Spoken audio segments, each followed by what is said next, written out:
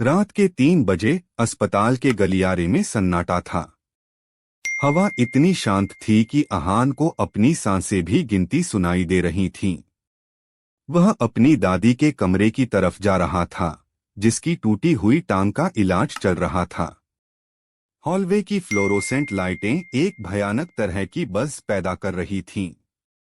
दूर से एक कमरे का दरवाजा खुला हुआ दिखाई दिया। अंदर से एक ली रोशनी आ रही थी।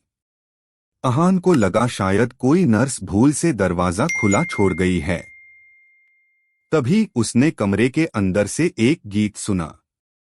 यह कोई आधुनिक गाना नहीं था, बल्कि एक पुरानी लोरी जिसे उसकी दादी सुनाती थीं। धीरे से झांक कर उसने देखा, एक बूढ़ी महिला बिस्तर पर बैठी है, धीमी धीमी गा रही है। लेकिन अहान की दादी के बाल सफेद थे और इस महिला के बाल घने और काले थे। इस अजीब सी बात को नजरअंदाज करते हुए अहान कमरे में दाखिल हुआ। दादी, उसने आवाज लगाई, लेकिन महिला ने गाना बंद नहीं किया। वह अहान की तरफ भी नहीं देख रही थी। धीरे से वह महिला के बगल वाली कुर्सी पर बैठ गया। कुछ देर बाद गाना खत्म हुआ। अचानक महिला ने सिर घुमाया। उसका चेहरा अहान की दादी जैसा तो था, मगर उसकी आंखें मक्कुरो थीं, रात के अंधेरे जैसी। और फिर वह बोली एक कर्कश अमानवीय स्वर में, अहान, मेरा लाडला पोता। अहान चीख उठा और वहां से भाग खड़ा हुआ।